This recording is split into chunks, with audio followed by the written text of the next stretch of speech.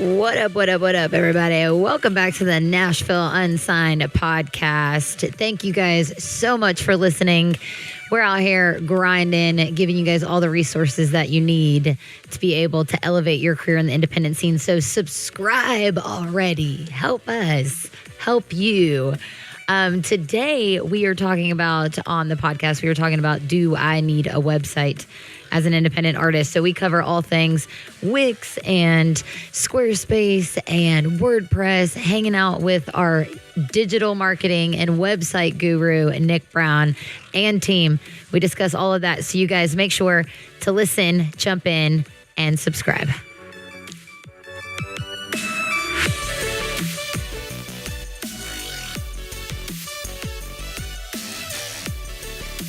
What up, everybody? Welcome back to Nashville Unsigned podcast. We are back covering all things digital and music news and resources for the independent community. I am chilling with my business partners. This is Nick. What's up, everybody? I'm Amber. This is Patrick. And Casey. Yellow. And you guys may have seen Casey or heard of Casey before and have seen his Casey's face the elusive and the illustrious. a few times. This is our podcast producer and now hanging out on so we can show off his face. We got gear. I just want to show off my gear. He's a utility player. But this is, you guys know that we are your go-to place for all things independence, a one-stop shop for digital music news and what's going on in the independent scene, the magazine, label services, live events. So come join the movement, boys and girls. Today, what are we kind of talking about? We're talking about websites. Why? Yes, my favorite subject. Are websites important, though? Really? Well, honestly, if you want to go anywhere in life, you need a website. You tell him. You tell him, Nick. You tell him about that website. A business without a face. Because, hey, check out, what is it? Your band is a business. Mm-hmm. That's what it is. Ooh, so a business has got to have a face. And if Good you ain't plug. got a website, you ain't got no face. And it helps if it's a pretty face. What is it? I think like 90% of people that do business always look up what business they're about to do business with on the internet. Mm-hmm. And if you got a cool looking website, then you're a legit guy. You probably just got yourself a new client, customer, listener, anything. But if you don't have a website, if you can't find it, you're in trouble. Yeah. One of the things that Nick has said a ton of times before, and I truly, I'm right there with you and holding hands with you, is that you could be a small band out of your living room, but if your website looks legit, everybody, it gives you a ton of credit. Yeah. What is it? First impressions last a lifetime, and people make them within the first 10 seconds or whatever? Yeah. I mean, that's your website, man. So, people hop on there and they see something that looks amazing, like world class, then that's what they're going to think. Mm-hmm. Yeah. So the common question is like, as an independent artist, like, why do I need a website? And going back to what you said from the very beginning is it's your digital presence, your digital business card. I know if I immediately find out about a business or a band or whatever, and I go to Google so I can see what they look like online. And that's like the first step, that I go to when learning about a band. And again, if it's hard to find your website, that's going to be one thing. And the second thing is if your website looks like shit.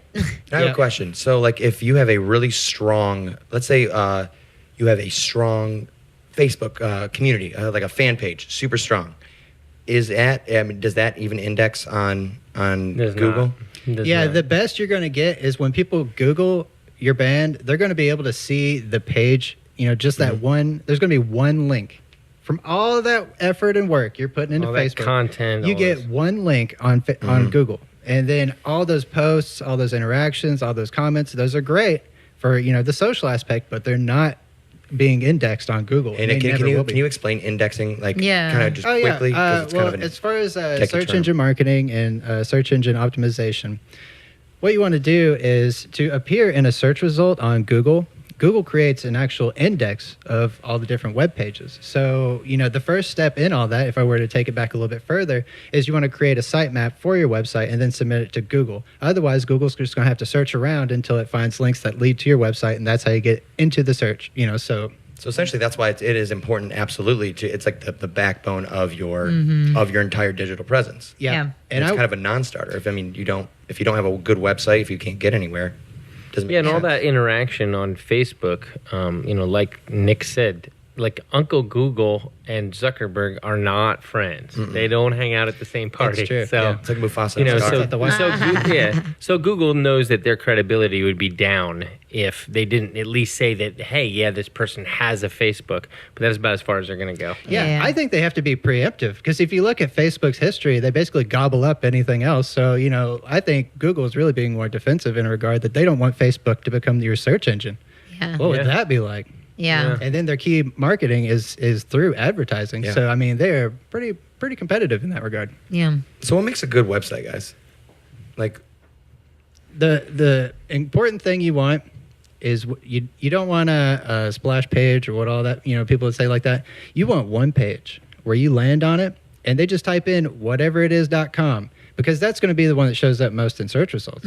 But on that front page, you want to have something that is meaningful. It conveys everything you need and then has them do something. You have to have a call to action on that first page. Because really, you guys know how people's attention is these days. Yeah. If you don't make an impression on that front page and you don't get them to actually, if you don't motivate them to do something, they're probably gone. Yeah. Yeah, and they might see your content and they might know who you are, but when it comes to the monetization of it, like whatever it is, and even if it's not an immediate monetization, if it's something that information that you're collecting for remarketing, like sign the mailing list or join the 420 club or Hemp Meadows or whatever it is. Yeah, check it out, hempmeadows.com. Yeah, I think that if somebody likes the content that they see, then they're willing to give something back. But if there's no place or there's no direction to any action or any call to action at all, then I think why did you have a website? Definitely. Yeah, and as an artist too, because that's the majority of who we're speaking to. As an artist, what should your website look like? I think it should house your bio, like 100%. The reason why it should house your bio is we also have a leg of Nashville Unsigned, which is our digital magazine. And if we're inspired by you and we think you're doing the damn thing and we want to write something up on you, A, we may not be able to get in contact with you. B, people need to be able to write something about you, bloggers, vloggers, like whatever, digital magazines, be able to write something about you without having to go and search around hardcore. So make sure your bio is up to date. Yeah, it's like the WTF is an EPK. We discussed having a lot your about the EPK microsite basically on your website. Yep. So having all those resources and content on your site is very important. Yeah, for the band that I managed, I get Google alerts. I set up Google alerts, so anytime that they're mentioned, then it sends me like an alert and says this person's been mentioned here. And I would say 8 out of 10 times that we're covered by something, I read through it and it's verbatim copied from our bio. So make sure you put some time into your bio and make sure that you're always updating it too. If you end up opening for some big band or you play a festival or you end up on rotation, on a big video platform or any of those things, you need to keep adding it to your bio because really there's a lot of copy paste out there because everybody's trying to push content and nobody, necessarily wants to sit around and I think some important pieces too. Another thing that we look for as well, it makes it so much easier. We backlink to all of our featured artists' socials all the time. When at the bottom or the top of your site that I can see all the icons to your socials. And what is up with everybody? Like nobody has Spotify links on your social, like a link to your Spotify from your website. Like what are you doing, honestly, guys? I think it has something to do with like the actual like the back end of Spotify and linking things. I think they're making plays for that because I've seen a lot of things that they're doing. Yeah. They're doing a lot of what they used to seem, and this is just an appearance, it's more of an assumption. Yeah. They do a lot of things on the back end and they wouldn't really tell you what they were doing. Like they did that private like the invitation only when they first launched and everything. Sure. But now it seems like they're making it more accessible to artists. They're trying to speak to artists to get their music on there because they know that, I don't know if anyone has read this, but Apple's moving into publishing very soon. Making a weird play for that. And I think Spotify is biting into that and they're making that play. So I think they're making it more accessible. Yeah. So I would predict in the next 6 months or so, we'll start seeing more linkability. Yeah. You know, in terms of using WordPress and things like Squarespace and Wix. Yeah. Which are ways Yeah, to let's get. think that in. Which are ways to get. I wanted to start an opinion. This is a great segue to what type of Platform. website.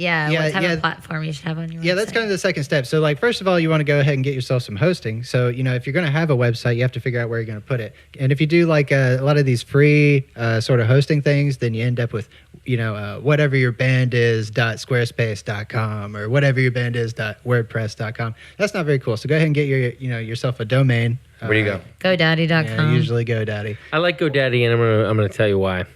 Danica Patrick. 24/7 customer human support. No. I can call the number, and within 10 minutes, I Danica get a Patrick human will pick up on the there, and I can be like, "Hey, I have this problem or this Are they a problem," and they helpful solve human? it every time. Oh, They that's are. good.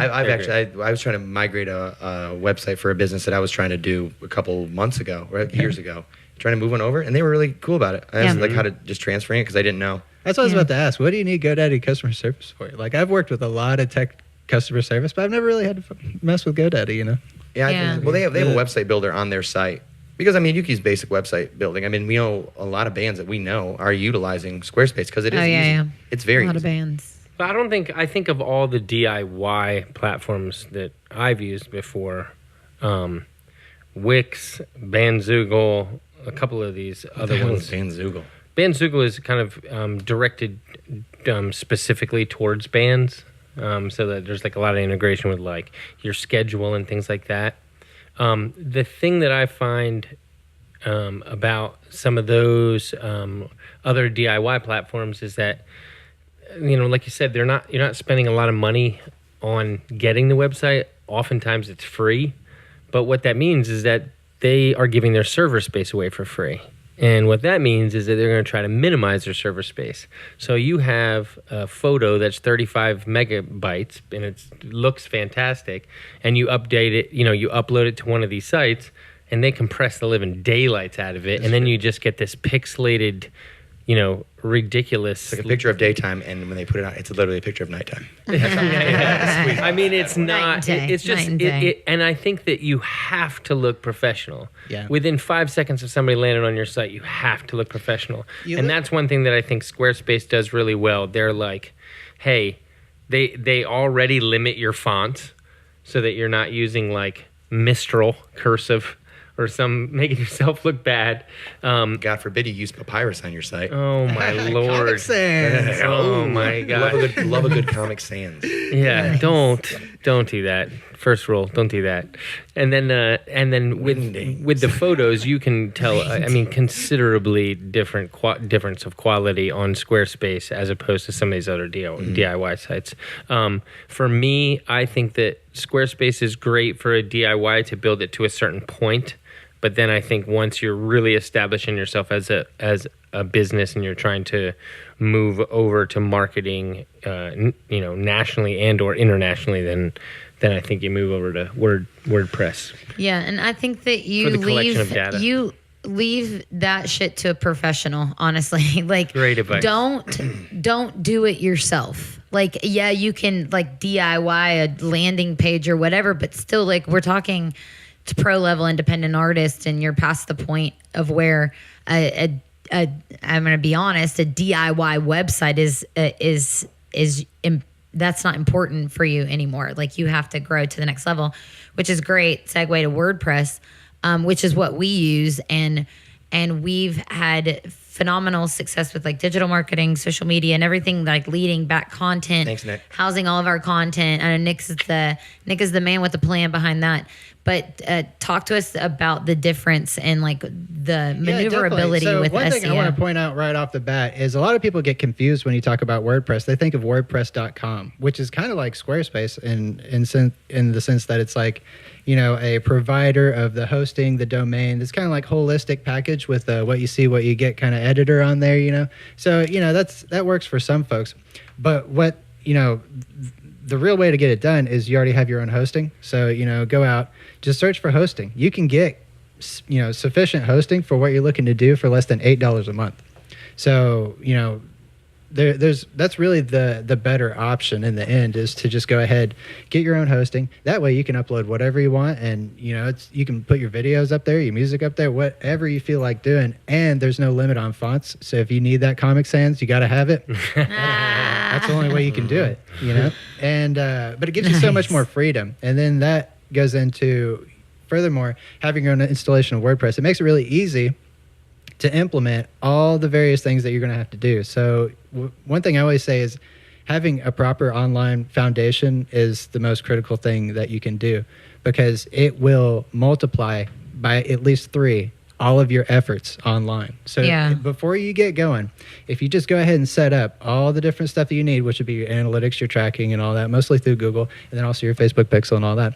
But if you get that going before you start busting ass out there trying to market yourself, then it's only going to be 3 times more effective. I'm hearing this. I'm hearing this as from the ears of an unsigned artist. Yeah. I've had Nick build a website for one of my clients before, and he did a fantastic job. And I didn't know anything. I was privy to Squarespace because I'd done a podcast before where we hosted everything on Squarespace, and it was fine. It was sufficient. We got things done. But what I didn't know is that it wasn't as good for SEO. And Nick had to, over weeks, and I'm getting to I'm going to be giving Nick a huge compliment here in a second. But over weeks, he broke down the concept of search engine optimization, where you're searchable, what you can do with analytics, AdWords, all this stuff, and showed it to me. And I was like, oh, this is easy for me to use. I understand how to use this now.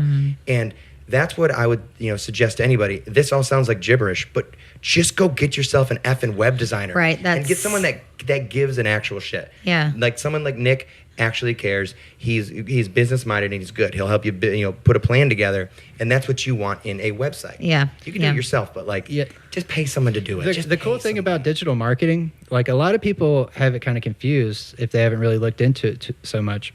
But it's not, like a lot of people look at it almost like it's gambling. It's like, man, if I put this money in here, you're like, it's guaranteed. It might pay off, it might not. But it's honestly not like that at all, because it is so trackable in every way conceivable. It's more of a science. So, you can set it up to make money. So, that's not something to be afraid of. But, but you need that foundation right off if you're going to be doing it. And as an independent artist, we're talking about why you do need a website and all the uses that you could have for it. I think one of the biggest things, it's like selling your music and your merch, and even outsourcing content that you're putting on there, information for media. We kind of talked about having your own online store is so huge. Yeah. Because if you go through a lot of these other providers, they end up like ripping you off and taking extra money, or being like, we'll provide the product. It's only $30 for a T-shirt, or like you and sell you can mark something it up to $45. Yeah, and then you got to like go out and do this reselling of stuff that you're hardly making any money on. And then I find a lot of people come to the conclusion, they're like, I would just like to sell some stuff. I won't even make money off of it. And I'm like, that's a really bad way of looking at it, So, having that freedom in your own online store is huge. And then you can even sell digital downloads and all that. We're talking to people who don't have much capital. That's really, if we're talking to someone with a lot of capital, what's up? He gives a call. But if you're an artist that doesn't have a whole lot of capital, like that is right there sage advice in terms of the merch, in terms of the distribution, just the way that you can get your stuff out there and squeeze a little bit out of the people. Because let's be honest, if you're an unsigned artist, you're not just here to be an altruistic musician because you're not listening to a podcast on how to up your game. You're trying to make money doing something you love, and that's fine. You have a website. You got to have a website to be able. That's your storefront. Like that is like your digital storefront. Typically in the real world, outside of digital, you're going to have a brick and mortar. You're going to have a Target and a Lowe's and a Walmart or whatever. You're going to have those places. Well, this is like your band, fill in your band's name, store. So that website is absolutely imperative. And I think one of the cool things too, that in the process of Nashville Unsigned and then the life of this, like a big thing from websites too is you start to understand your demographic.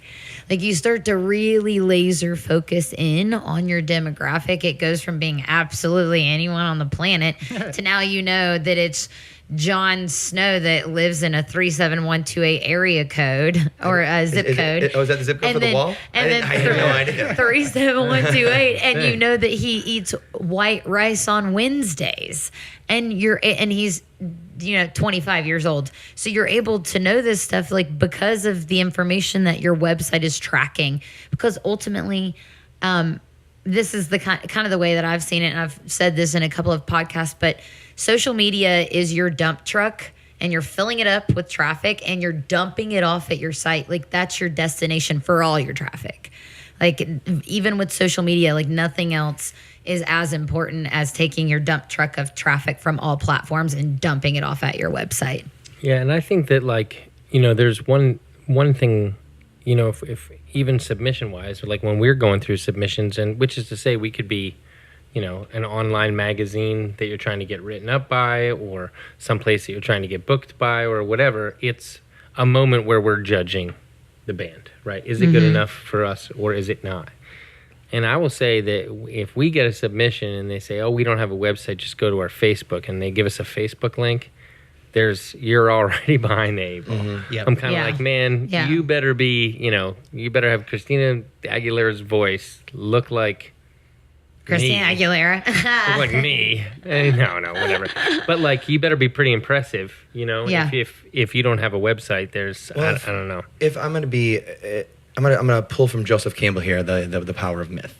He says that you need to, in order to go on a journey, you need an enemy. It's just the lore of the Bible, anything. You need an enemy.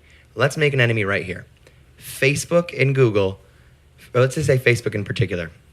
If you have a Facebook page and you have 100,000 followers and followers and all that stuff, and you're putting all your stuff on there, do you know who owns your data? Facebook. Why don't you build a website and take back your data? Yeah. You need and then do something with it. If you're gonna make a villain, make a villain. Yeah. You can have have it be a frenemy. Yeah. You've already got enough frenemies on Facebook. Why not have one more? And it's Facebook itself. It is the medium. Yeah. You need to own your data. And your website too. You're not dodging algorithms to hit your traffic. Like you're hitting all of your traffic that's inside of your email list, that's inside of your site. Like our platform on Nashville Unsigned, we're all hitting each other. Everyone's hitting everyone because we're not dodging algorithms of Facebook, and you have 100,000 that you're only seeing 5,000 of. You have to pay to play. Exactly. Nick, I would like to ask, as far as the backlink thing is concerned, because I know that's really important for a score and to move up the kid.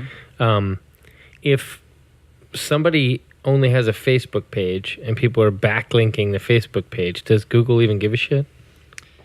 Just hardly. Facebook or Google, they do take into consideration how active certain things are, and then as far as having backlinks, a lot of it comes down to the reputation of the site in which it's backlinking from. So if it were, Rolling Stone, .com, a very high authority domain, if it were to be linking to your website, then that would help you out a whole lot. But but it goes back to what I was saying, you only get that one page on the Google search result itself. So the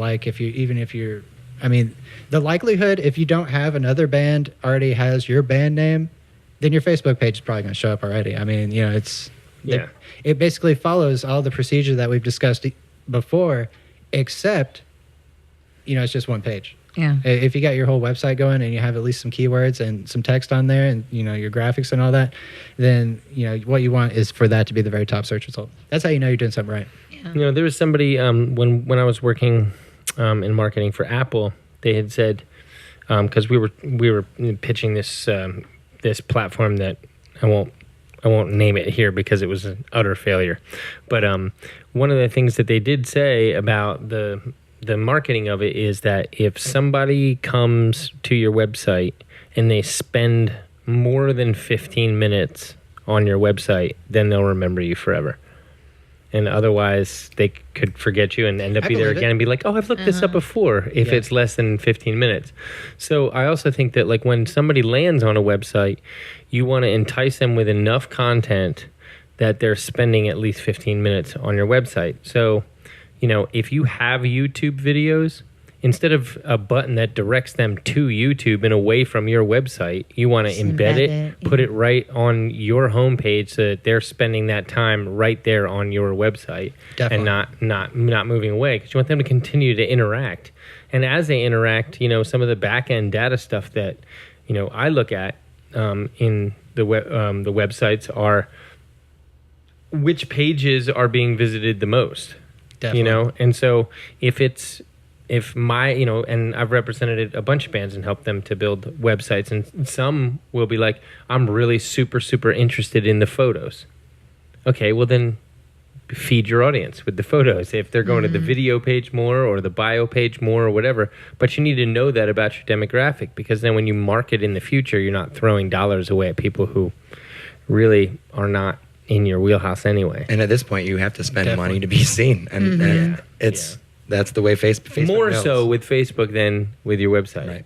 That's very true. And the other thing about Facebook is that not only do you have to spend money, but you also have to keep up on like a bi-weekly basis, like how they're changing the algorithm and how do you become more successful in getting your information out. Whereas with a website, it's like you get an SEO guy who understands what they're doing and the game is somewhat the same. Yeah, Facebook's such a bummer about the advertising aspect. And then just talking about the stats of it all, just to see how effective, what you're doing actually is. Because if you go look at the insights on Facebook, they're so garbage. And then you hardly get like a 90-day sample and all that. But if you actually have like a Facebook ad campaign going, then that's the only way that you can truly get all the actual It's freemium. And then they took the freemium model for like mobile gaming and all that stuff. Pretty much. It's exactly the same thing. They know that they can pull small transactions from people over time, and that accumulates. If they give it away for free, you're going to utilize it until, now this has become the backbone of my entire marketing campaign.